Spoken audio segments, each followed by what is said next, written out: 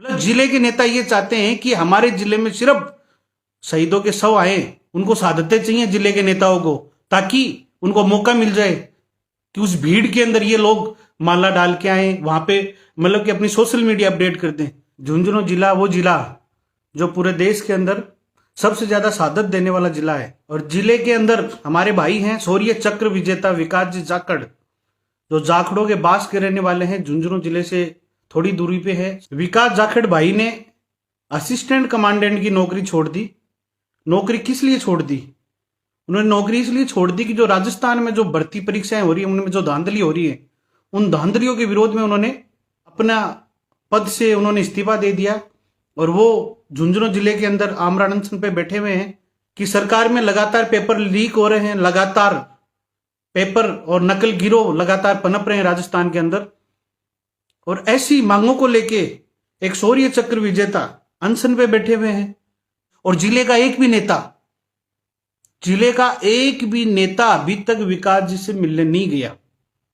ये वही नेता हैं जो जिले के अंदर जो हमारे शहीद होते हैं उनके लिए सुबह इनकी होड़ लगी रहती है कि सबसे पहले श्रद्धांजलि का पोस्टर मैं लगाऊं मेरी सोशल मीडिया के ऊपर, उनके लिए फूलों की माला लेके जाऊं। मतलब जिले के नेता ये चाहते हैं कि हमारे जिले में सिर्फ शहीदों के शव आए, उनको शहादतें चाहिए जिले के नेताओं को, ताकि उनको मौका मिल जाए कि उस भीड़ के अंदर ये लोग माला डाल के आए वहां पे, मतलब कि अपनी सोशल मीडिया अपडेट कर दें। ये असिस्टेंट कमांडेंट जो हमारे भाई आज धरने पे बैठे अनशन पे, इनको ऐसी क्या नौबत आ गई? जिले के नेताओं की जिम्मेदारी बनती थी कि सबसे ज्यादा शहादत देने वाले जिले के अंदर हमारा एक भाई आमरण अनशन पे बैठा, नौकरी छोड़ने को मजबूर है, लेकिन एक भी नेता अभी तक इनसे ये पूछने नहीं गया कि भाई साहब, ये मेरे भाई, मेरे सैनिक भाई, तू क्यों बैठा है यहाँ पे? सवालों के जवाब इस शेखावाटी के नेताओं से मैं पूछने के लिए आज लाइव वीडियो आया हूं। थोड़ी तो शर्म करो। यही विकास जी वहां पे उस दिन नक्सलवादियों के बीच में शहीद हो जाते, तुम सब लोग वहीं पे इनके गांव के अंदर सबसे पहले होड़ लगी रहती कि सबसे पहले मैं हाजिरी मार के आऊं। तो ये चाहिए तुम सारे नेताओं को कि मतलब कि झुंझुनू में ज्यादा से ज्यादा लोग शहीद होते रहे, हमें सोशल मीडिया अपडेट करते रहे। जाखड़ों के बास के अंदर अनशन के ऊपर बैठे हैं विकास भाई, और कोई नेता पूछने नहीं गया। बात करते हैं कि हमारे के अंदर देश प्रेम की भावना है, सैनिकों का जिला है, सैनिकों के लिए हमने ये किया। कहां गया सैनिक कल्याण का मंत्री? कहां पे बैठा है अभी? मैं सैनिक कल्याण के मंत्री जी से पूछना चाहता हूं कि मंत्री महोदय मिस्टर राजेंद्र सिंह जी गुड्डा, जो आप कह रहे हो कि ईमानदारी की बात है, मैं सैनिकों के साथ में हूं, इनके लिए मैं लड़ाई लड़ूंगा, 36 कौम की लड़ाई लड़ता हूं, तो आज कहां पे हो आप लोग?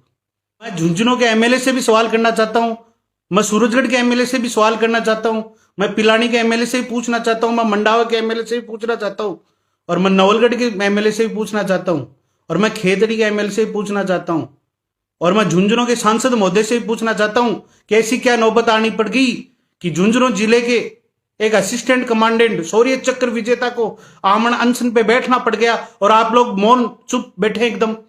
विकास भाई ने क्या कहा है? विकास भाई ये कह रहा है कि राज्य के अंदर जो बेरोजगार जो नौजवान है, जो तबका है, जो बेरोजगार अपने हक हुकूक के लिए जो दिन रात आज बेरोजगार बेचारा 5-5 साल तक महंगी महंगी कोचिंगों में पढ़ाई कर रहा है, जयपुर के अंदर मकानों में पड़ा है, 3-3 4-4 जने एक कमरे के अंदर बैठे किताबें पढ़ रहे हैं, रात को 1-1 बजे तक लाइब्रेरी में बैठे पढ़ाई कर रहे हैं, जो सारे बेचारे मतलब एक गरीब तबके के जो स्टूडेंट है, एक आम स्टूडेंट, जो कोई सीकर बैठा है, कोई कोटा बैठा, कोई जोधपुर बैठा, कोई बाड़मेर बैठा, कोई अलवर में बैठा, कोई गुलाबी नगरी राजधानी में बैठा, कोई मानसरोवर में बैठा, इस उम्मीद के साथ में कि घर वाले उनको फोन करते हैं कि बेटा बहुत हो गया, अब और हमारे पास में फीस के पैसे नहीं। वो कह रहे पापा इस बार पटवारी की एग्जाम आएगी, इस बार पुलिस की आएगी, इस बार मैं नौकरी लग जाऊंगा। और जब वो परीक्षा देने जाता है, 500 किलोमीटर उनका दूर सेंटर आता है, 150 से लेके 200 रुपए का वो एक फॉर्म भरता है, उसके बाद महंगी किताबें खरीदता है, फिर कोचिंग में तैयारी करता है, एक रूम लेके किराए पे रहता है, वहां पे खाना बना के, खाना पका के, जो जिस व्यक्ति ने कभी जीवन में खाना नहीं बनाया वो खाना बना के खाता है, यहाँ पे पढ़ाई करता है, और उसके बाद में जो परीक्षा देने जाता है 500 किलोमीटर धक्के मुक्के खा के, राज्य सरकार कहती है कि हमने रोडवेज फ्री कर दी। अरे रोडवेज फ्री करने से क्या होगा? अभी परसों के अखबार में आ रही थी 8500 लोगों को फ्री के अंदर अनुप्रति योजना के तहत वो क्या नाम राजस्थान सरकार उनको कोचिंग में पढ़ाई करवाएगी। कौन सी कोचिंग में करवाएगी? बेरोजगारों की लाइन लगी पड़ी है। सुबह निकल के देखो, सुबह चौराहे पे निकल के देखो मंत्री महोदय, कि जितने दिहाड़ी मजदूरी नहीं है ना, उनसे 50 गुना ज्यादा बेरोजगार तो सुबह लाइब्रेरी के अंदर कोचिंगों के सामने खड़े मिलते हैं। और वो सारे सपने सजो के 500 किलोमीटर दूर वो लोग परीक्षा देने जाते हैं, परीक्षा देते हैं। एक दिन के लिए इंटरनेट बंद होता है, सारे व्यापारी परेशान होते हैं। ऊपर से मोदी जी कहता है कि डिजिटल इंडिया, डिजिटल आओ, यहां पे नेट बंद रहता है। और नेट बंद होने के बाद में क्या होता है, खबर आती है पेपर आउट हो गया, पेपर आउट हो गया, हर बार पेपर आउट हो गया। सीजन की मैं 5 बड़ी एग्जामों का है कि आप बात करो, राजस्थान पुलिस एसआई की बात करो, नीट 2021 की बात करो, जयन भर्ती परीक्षा की बात करो, पुस्तकालय अध्यक्ष ग्रेड 3 की बात करो, नीट 2021 की बात करो। इन सारी परीक्षाओं के अंदर जमकर धांधलियां हुई है, गड़बड़ियां हुई हैं। परीक्षा माफिया, जो पेपर माफिया जेल के अंदर बैठे बैठे पेपर बेच रहे हैं। और ये तो गड़बड़ियां हो रही है। इसके साथ के अंदर बेरोजगारों के साथ में ठगी हो रही है। कोई कह रहा है 5 लाख रुपए दे दो नौकरी लगा दूंगा, कोई कह रहा है 10 लाख रुपए। हर गांव गांव के अंदर माफिया पैदा हो गया। इसी माफिया तंत्र के खिलाफ, इसी माफिया तंत्र के खिलाफ, और ये जो व्यवस्थाएं, जिन व्यवस्थाओं की वजह से बेरोजगार परेशान है, उनके लिए सूर्य चक्र विजेता विकास जी जाखड़ ने अपनी नौकरी से इस्तीफा देके आज आमरण अनशन कर रहे हैं। इसमें स्टेटमेंट है कि विकास जाखड़ ने कहा कि युवाओं के साथ में हो रहे अन्याय के खिलाफ उनकी जंग जारी रहेगी। उन्होंने कहा कि सरकार डरी हुई है, कहीं जांच बैठ गई तो आज उनके मंत्रियों तक जा सकती है। युवाओं के भविष्य के साथ में खिलवाड़ करने वालों को जनता पहचान चुकी है। समस्या गंभीर है। सरकार पेपर लीक और नकल माफिया को सह दे रही है। इसमें सरकार का भी स्वार्थ छुपा हुआ है। प्रदेश में भर्ती घोटाले में सरकार व नौकरशाही की भूमिका संदिग्ध है, इसलिए इसकी जांच सीबीआई से करवाई जाए। अब सबसे बड़ी शर्म की बात यह है कि यहां पे दूसरे जिलों के बेरोजगार आके इनके साथ में बैठे हैं, लेकिन स्वयं जो कहते हैं कि आरजे 18 द ग्रेट झुंझुनू, जो स्टेटस लगाते हैं, जो आपकी मतलब कि हम झुंझुनों के हैं, 50 तरह के गाने बना रखे। अरे कहां गए गैंगस्टर हो तुम लोग, सोशल मीडिया के गैंगस्टर हो, नकली गैंगस्टर हो, क्यों बैठे हो? अरे कोई शहीद होता तब तो मोटरसाइकिल ले लेके, तिरंगा ले लेके तुम आगे आगे फिरते हो। अब हमारे जिले में सूर्य चक्र विजेता बैठा है और तुम्हें ये अभी तक बात नहीं पता। मेरे को पता है, मेरे को 2-3 जनों के फोन है, बोले भाई साहब हमने सुना वो कोई आंदोलन ऐसा ऐसा चल रहा है। अरे तुम्हें ये नहीं पता जिले में क्या हो रहा है? और जिले के नेताओं से पूछो, मेरे नौजवान साथियों, भगत सिंह की फोटो लिख के उसके नीचे लिख दो, लगता है फिर आना पड़ेगा, फलाना भीतर है। ये लिखने से नहीं होगा, क्रांति ऐसे नहीं आएगी। 70 भांत के संगठन झुंझुनों में चलते हैं, 70 तरीके के। सारे संगठनों ने अलग अलग अपनी गैंग बना रखी है, सारी चीजें। सारे कहते हैं शहीदों को नमन। अरे शहीदों को नमन भी करोगे, जो जिंदा बचे हुए सैनिक है उनके लिए भी कुछ कर लो तुम लोग। और सरकार के नेता गांव गांव में जाके भाषण दे रहे हैं। झुंझुनों से जिनको सैनिकों की रक्षा के लिए जिनको मंत्री बनाया है वो भाषण दे रहे हैं। दिन में डाडी किया बनावा है, की जांच होनी चाहिए। मैं तो बिकी बात करूं हूं, मैं तो की करूं हूं, मेरा माड़ा गाल दो और गाल दो। अरे आपकी नैतिक जिम्मेदारी बनती है कि सूर्य चक्र विजेता असिस्टेंट कमांडेंट यदि अपनी नौकरी से इस्तीफा देना चाहिए तो आपको तो नैतिकता के आधार पे आपको इस्तीफा देना चाहिए। कि ऐसी क्या मजबूरी होगी आपकी कांग्रेस की सरकार के अंदर?